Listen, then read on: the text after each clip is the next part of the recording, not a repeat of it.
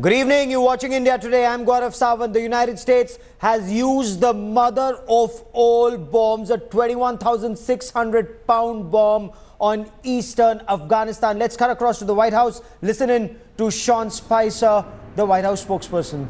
You know, respectfully, I think you can look at it at what you're referring to as a shift in a lot of ways. And by that I mean I saw a couple instances with respect to NATO being one of those shifts yesterday. And if you look at what's happened, it's those entities or individuals in some cases or issues evolving towards the president's position. And NATO in particular, he talked about the need of countries to pay their fair share, to live up to their commitments of 2% of GDP. He talked about the need for NATO to focus more on terrorism.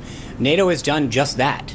And it is something that he pointed out in the debate, the first debate in September of last year. He talked about the fact that that NATO is moving towards what he has been calling for. And I think in some cases, the issues evolve, that it's not just a clear and fast statement that this is,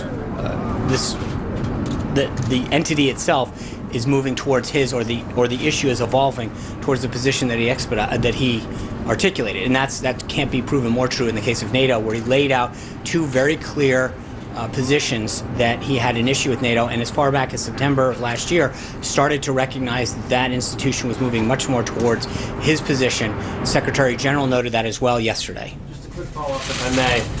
The XM Bank is another one. That's an institution that hasn't changed at all. So I'm wondering, on some of these other policy shifts where you haven't seen the type of change you're talking about with NATO, what should we make of those kinds of shifts? And again, are there any policy areas that are non-negotiable, that are off limits? Well, there's always going to be. I think that there's going to be areas where I think, again, it depends on the outcome. In the case of NATO in particular, as I pointed out, it's the most illustrative. I think you look at the president's position, where he wanted to see NATO in particular evolve to, and it's moving exactly in the direction that he said it was in terms of its goals of increasing the amount of participation from other member countries, and two, is having a greater focus on terrorism, something that was reinforced by the Secretary General himself when he was here.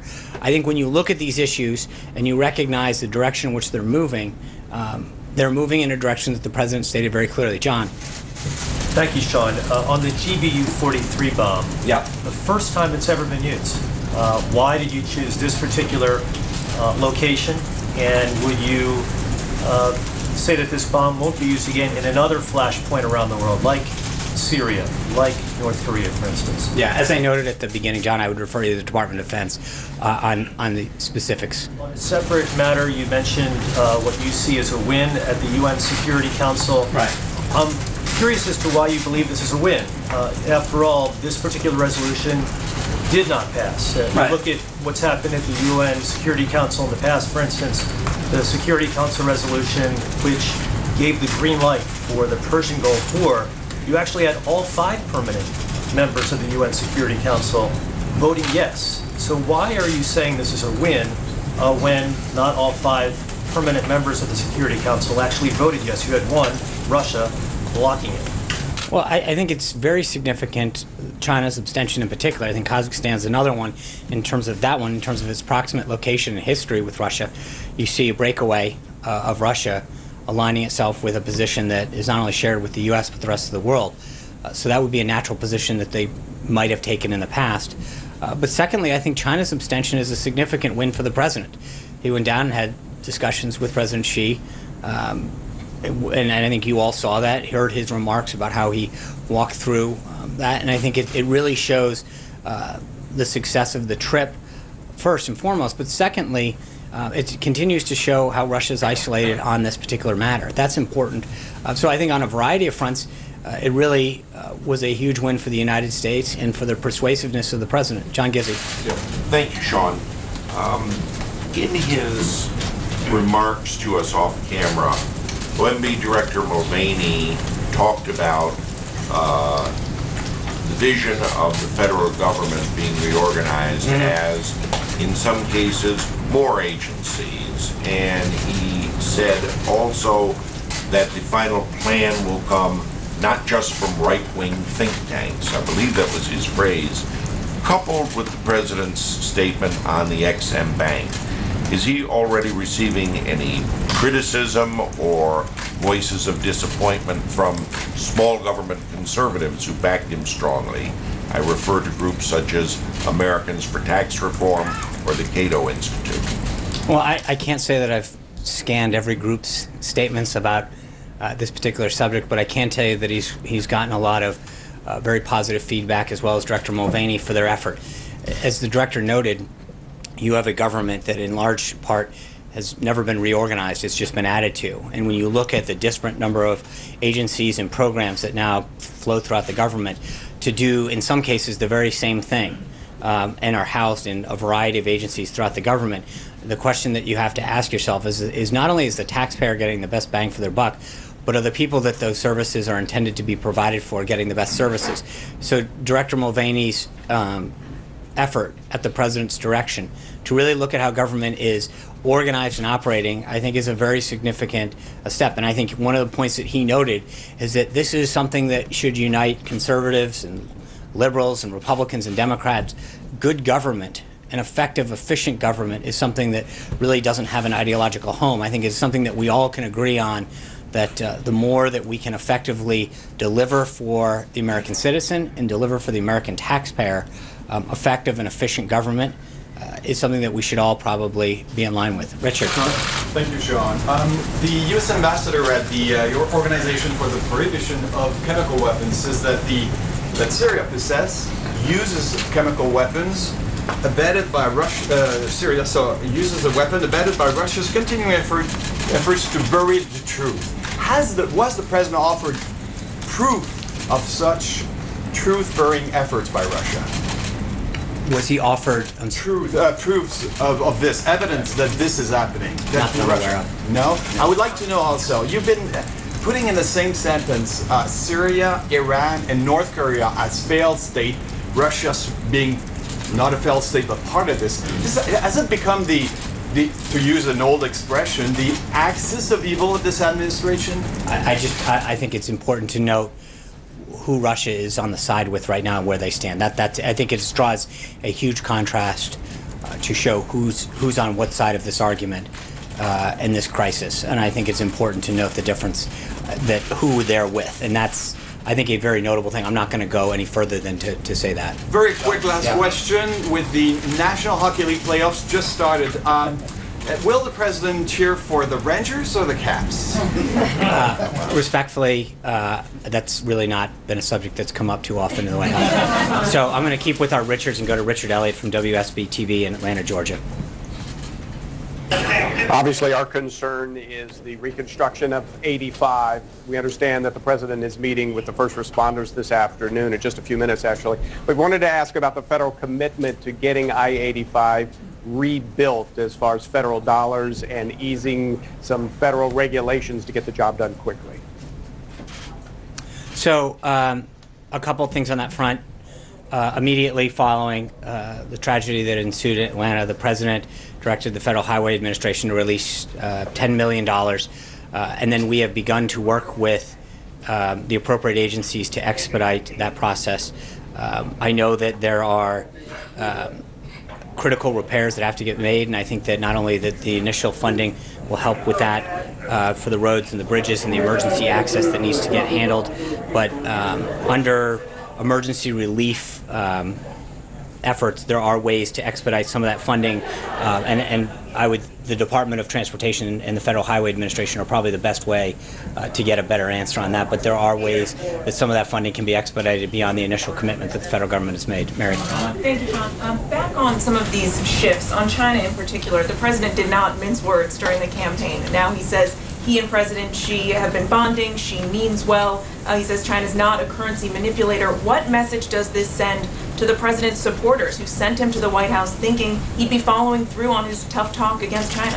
I think the president's tough talk was on a variety of subjects, was to get results for the American people. That's what he has pledged to do, to get more jobs here, to grow more manufacturing, to keep our country safe. The president and President Xi had a great meeting. The president likes President Xi and got to know him really well in Mar-a-Lago, and I think has established a really good relationship working forward. But at the end of the day, this is always about developing a better situation for the American people, and I think he's done that. And a follow-up, if I may, the president told the Wall Street Journal that President Xi helped him realize that North Korea is not so easy. Did the president underestimate the complexities of this? Did he underestimate how difficult this was going to be? No, I don't think so at all. And I think if China is able to help get a deal with China, the president would appreciate that. I think this would be great for China as well. And as the president noted this morning, if China can help us do that, it'll be great. And if not, we'll go and handle that ourselves with our allies. Steve. On currency manipulation, why specifically did he decide to abandon this? And what other tools does he have in his toolbox to try to modify China's trade balance? I think that's a very, very complex issue, and I think the president, I'm going to leave it to the president to specifically answer that. Vivian. Hasn't given up on is gradually India Today's editor Shiv Arur for more on this fast developing story. Shiv, this is a massive statement of intent made by the United States of America. A U.S. Marine Corps sergeant was killed fighting Islamic State terrorists recently in this Nangarhar province, and that is where the United States uses the mother of all bombs to target the Islamic State. That's right, Gaurav. The use of this particular weapon, first of all, unprecedented. So in many ways, military and war history has been created today in that particular province of Afghanistan against the ISIS Khorasan, which is the generic name for the Islamic State organization as it functions in Afghanistan. Now, as you know, the U.S. Military has been engaged in a huge number of clearing operations in that very sensitive part of Afghanistan, and they've been hampered by large-scale, underground infrastructure, apparently, of the Islamic State, like you earlier mentioned, of the Al-Qaeda and the Taliban as well. And apparently, it was deemed necessary to create, some kind of visible damage to that infrastructure to allow the U.S. military to conduct its operations with greater vitality. And that's why this MOAB, the mother of all bombs, GBU 43, was engaged and used. We understand that the Pentagon, Gaurav, is shortly to release a more detailed statement. There's already been a statement from the U.S. Department of Defense, but the Pentagon may release more information to journalists in Washington and may also release some satellite imagery. There's a huge amount of buzz online, as you can imagine in strategic circles, among observers around the world about the message this has sent out. And as we saw that defense expert just say, the message, that the Trump administration has sent out by engaging a weapon that has never been used before and is, in terms of its explosive power, even more powerful than some nuclear warheads and nuclear weapons, is a very, very powerful message that has been sent out to terror groups, not just the Islamic State, but others as well. This particular explosion took place not very far from the Pakistan border. Exactly. Pakistan harbors many of the groups that currently function within Afghanistan. So I don't think Pakistan, can duck the message that has gone out in the huge blast created by this particular operation. Absolutely, Shiv. Absolutely. You've hit the nail on its head. The Islamic State is nothing except Tehreek-e-Taliban Pakistan, the Al-Qaeda, offshoots of the Haqqani network, all these groups getting morphed together. And this was said by General Nicholson, the commander of US forces in Afghanistan, very recently to the US Senate. Let me quickly bring in Major General G.D. Bakshi, a noted defense analyst, for more on this. General, this is an impact. While it may be Nangarhar in eastern Afghanistan, the tremors will be felt even in Pakistan in more ways than one. Absolutely right you are, Gaurav. The fact of the matter is that when President Xi Jinping of China was in the United States, while he was there on the 4th of April, the Americans, just before his arrival, had hit the Shariat Air Base of the Syrian Air Force with 60 Tomahawk cruise missiles of 1,000 pounds each. The message was not just to Syria. The message was to China that they could not expect that the United States would now sit back and take it lying down. And they would have to rein in their ally North Korea if they wanted peace and quiet in that area, that the Americans were now prepared to push the envelope.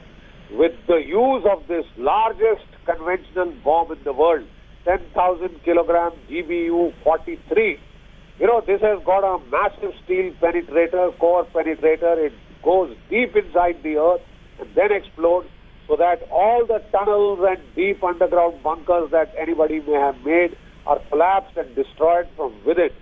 This was specifically used against the ISIS shelters, where they had made deep tunnels inside a hill, and it has been used to destroy that. A bomb damage assessment will indicate what is the level of destruction achieved. Would depend on the accuracy of the strike. I think it should be pretty effective.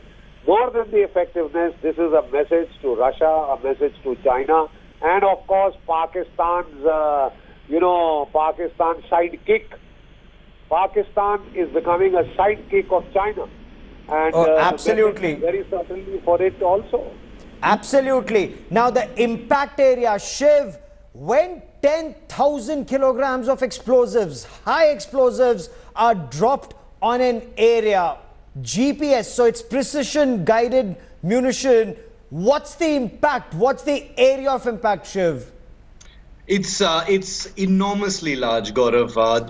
This is a weapon that has basically been built, to have the kind of the explosive power of a nuclear weapon, but without all the attendant effects of a nuclear weapon, vis-a-vis radiation and the other side effects of a nuclear explosion. In this particular case, this particular weapon, it's called the GBU-43, or General Bomb Unit, Guided Bomb Unit 43, dropped from an MC-130 combat Talon aircraft over Afghanistan. It is basically a missile that would have dived down, it would have glided toward its target, and then it would have penetrated deep into the tunnel system of the ISIS. So it wouldn't have simply exploded on the surface of those tunnels. It would have penetrated deep into the earth, many feet, maybe 30, 40 feet. That is classified information that the US has not revealed just yet. Yes. But it would have penetrated several tens of feet into the earth and then exploded outward. And the huge, the huge shock waves sent out by that explosion, which would have caused all of those tunnel structures to cave in and the earth to basically destroy those tunnels, therefore rendering them useless. So the actual blast damage on the surface may not be as much as we actually think in terms of a huge fireball,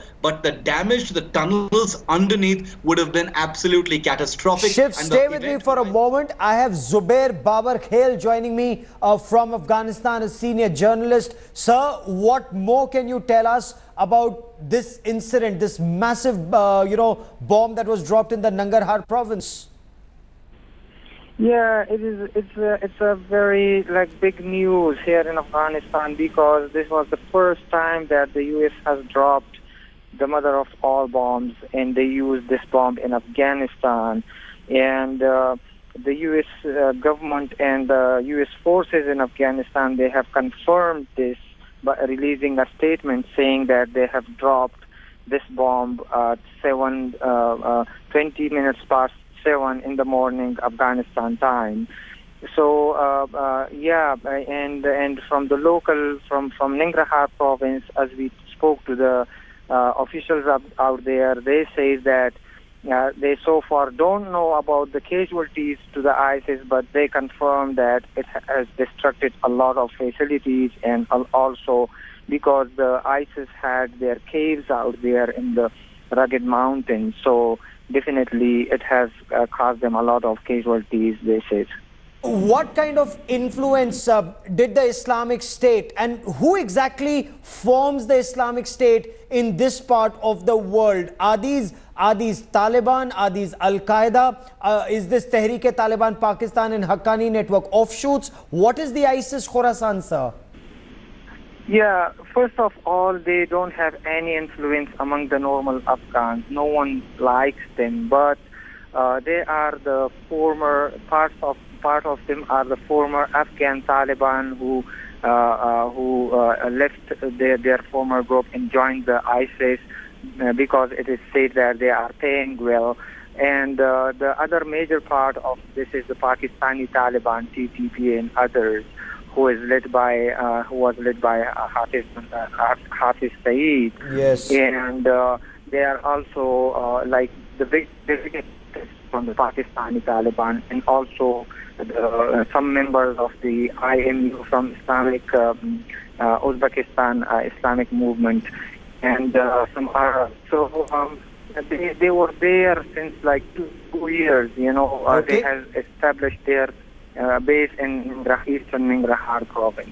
Right, and I want to once again bring in, sir, stay with me for a moment. I want to bring in Shiv Arur, our editor at Defense, and Major General G.D. Bakshi with us on this broadcast. So Shiv, so it's basically the Afghan Taliban, the Tehreek-e-Taliban Pakistan, the Haqqani network, offshoots of these terrorist organizations that have morphed themselves as the so-called Islamic State, but still controlled to a large extent by Pakistan's ISI. So this is a big, big blow to Pakistan's terror network that's operating in this area, because Pakistan constantly looking for that so-called strategic depth in this area.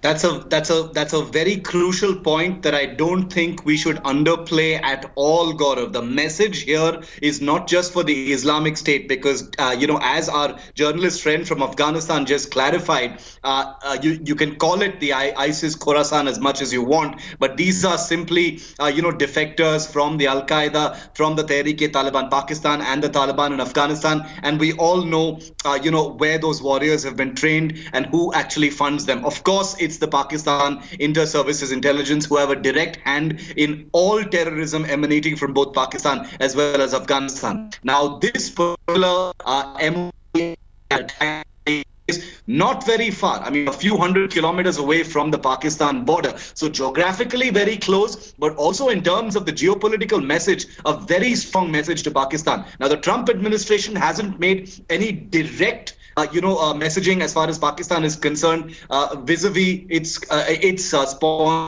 of terror. But I think the larger message from this bomb that's been dropped not very far from there is drone attacks have taken place on Pakistani territory.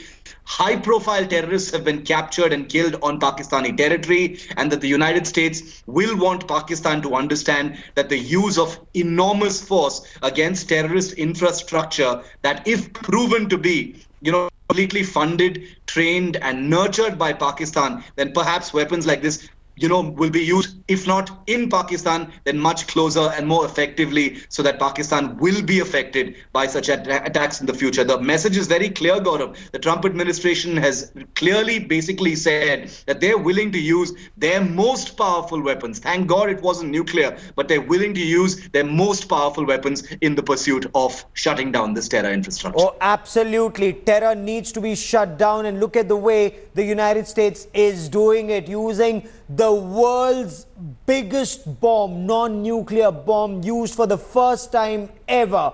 Now, let's listen in to Sean Spicer. I'm taking a quick break. We'll be back with lots more on this story, but let's listen in to the White House spokesperson as he explains the reason why this bomb was used and in Nangarhar. Let's listen in. The United States military used a GBU-43 weapon in Afghanistan. The GBU-43 is a large, powerful, and accurately delivered weapon. We targeted a system of tunnels and caves that ISIS fighters used to move around freely, making it easier for them to target U.S. military advisors and Afghan forces in the area. The United States takes the fight against ISIS very seriously, and in order to defeat the group, we must deny them operational space, which we did. The United States took all precautions necessary to prevent civilian casualties and collateral damage as a result of the operation. Hello and welcome on India Today. We're staying with the big story of the moment. The mother of all bombs has been dropped by America on a province, the Nangarhar province of Afghanistan. The biggest non-nuclear bomb has been used. It's a 10,000 kg non-nuclear bomb, and in fact, a statement has also been released by the United States forces, the headquarters in Afghanistan, where they say that at 7:32 p.m. local time, the U.S. forces in Afghanistan conducted a strike on an ISIS tunnel complex in the Achin district of Nangarhar province. This, they say, this according to the statement, is a part of ongoing efforts to defeat the ISIS in Afghanistan, but this is extremely close to Pakistan as well. Is this a clear, unequivocal message by the United States to Pakistan as well, that every place which harbors terrorists is going to be targeted. We've got our correspondent, Kaswar Klasra, now joining us on the broadcast from Islamabad. Any reaction from the Pakistan establishment yet, Kaswar, because it's at the Afpak border that the bomb has been used by the US? Well, no reaction has been given from Pakistani government, followed by the United States dropping mother of all bomb in Nangarhar district.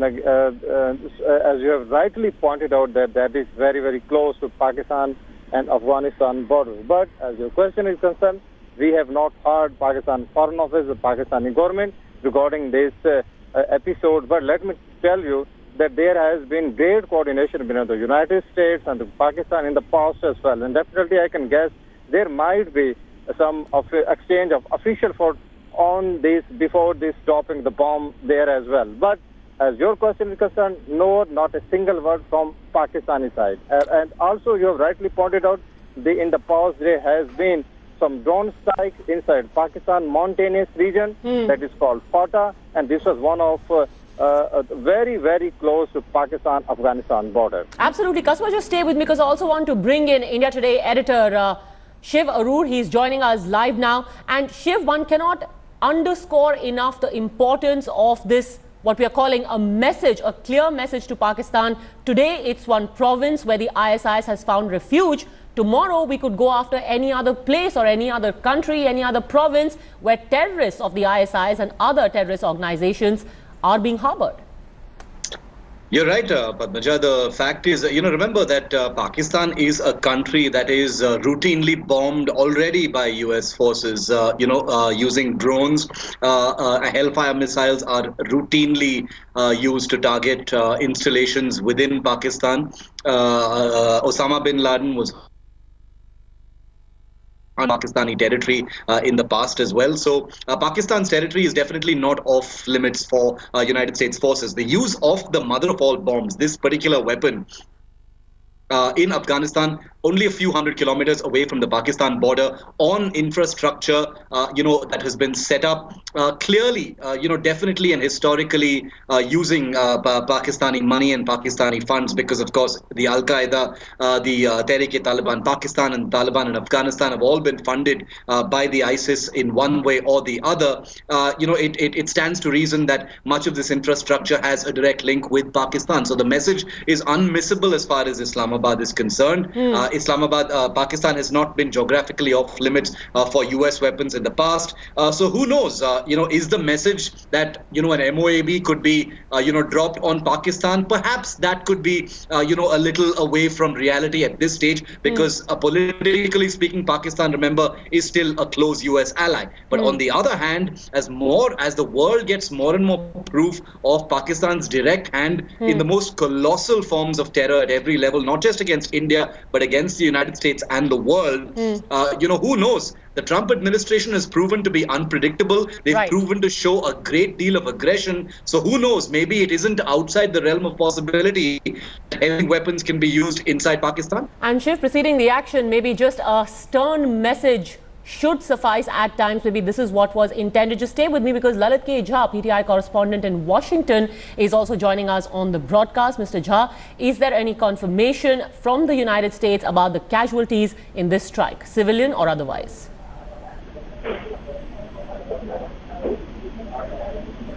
Mr. Jha, can you hear me?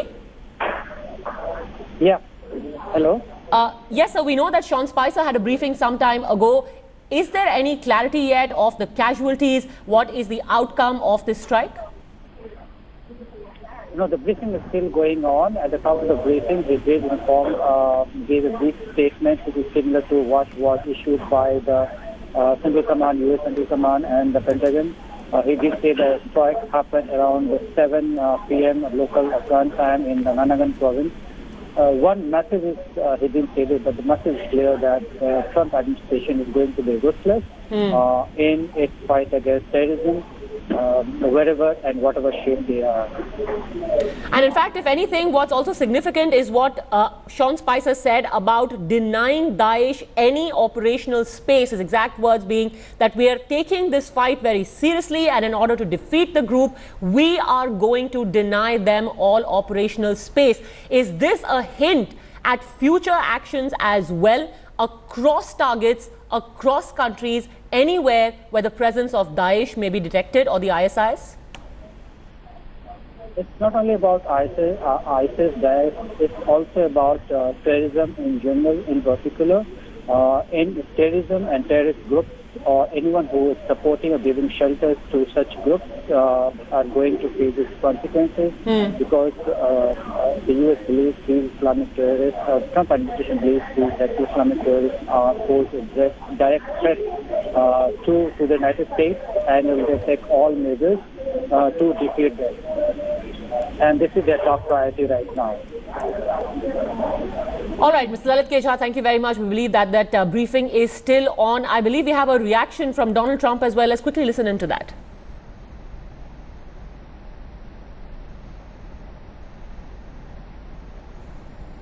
Gaurav Sawant, but Shiv. All right, Hamid Mir of Geo News is also with us on the phone line now. Mr. Mir, your first reaction on this tough message being sent by the Trump administration to all terror backers? As far as my understanding is concerned, this is not the first attack in the Nangarhar province of Pakistan by the Americans. In last 2 months, the Americans targeted the hideouts of ISIS, the training camps of ISIS, many times, at least 9 times in last 2 months. And in one of their drone attacks in Nangarhar province recently, some of the Pakistani militants were also killed because they were also part of the ISIS. And Pakistan Army also started a campaign few weeks back. They used artillery fire to target their hideouts across the border, but you understand that the range of the artillery fire is not very long. So then the Pakistani government requested the Americans and also the Afghan government recently to launch some joint operations. I'm not in a position to say that this bombing was done on the request of Pakistani government, but indirectly Pakistan is the ultimate beneficiary, because most of the boys who are present in the training camps of ISIS in Nangarhar province, they are also involved in terrorist activities inside Pakistan. So that's why I think that Pakistan is the beneficiary. But Mr. Amir, what do you make of the White House press secretary saying that this is going to be a concerted action against everyone who's giving operational space to terror groups, ISIS being one of them?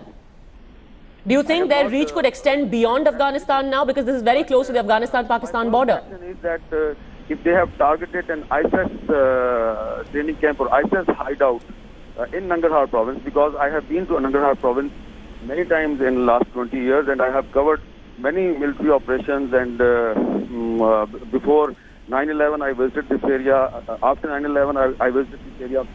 So I know this area, and recently Pakistan launched a protest to the Afghan government that this area is becoming a problematic area for Pakistan, because the ISIS and TTP militants, they have established their training camps in that area, and they come to Pakistan, they organize some terrorist activity, and then they go back to this area.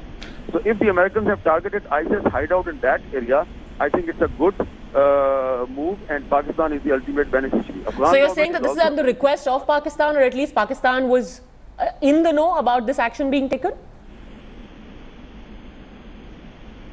Sorry? Are you saying that this was on the request of Pakistan, that this bomb has been dropped, or at least Pakistan was informed about it beforehand? No, I cannot say that this bomb was dropped on the request of Pakistan, but I am aware that recently the Pakistani government, they requested Afghan government and also the American officials to do something against the ISIS militants who are involved in terrorist activities in Pakistan, but they are using Nangarhar province. And this was confirmed by the Afghan ambassador in Pakistan, just 2 days ago, I talked to him and he confirmed it to me that we have received this request from Pakistan. So only the American government or the Afghan government can confirm, or the Pakistani government can confirm. As a journalist, I can only say that Pakistan was showing its concern to Kabul and Washington about the activities of ISIS militants in this area. And if today they are targeted, Pakistan is the ultimate beneficiary. All right. As a journalist and as someone who has traveled extensively in Nangarhar as well, how effective do you think this strike is going to be? It's called the mother of all bombs. It's the largest non-nuclear bomb that has been deployed so far by the United States. A bunker buster, how effective do you think this strike is going to turn out to be? You see, if you or me, we analyze the this bombing with the past bombings of the U.S. in the same province in Nangarhar. After 9/11, I saw the use of the B-52 bombers in the Tora Bora area. Tora Bora is a big black mountain in Nangarhar province, and the Americans were suspecting that Osama bin Laden was hiding in that area. So they dropped many big bombs in that area.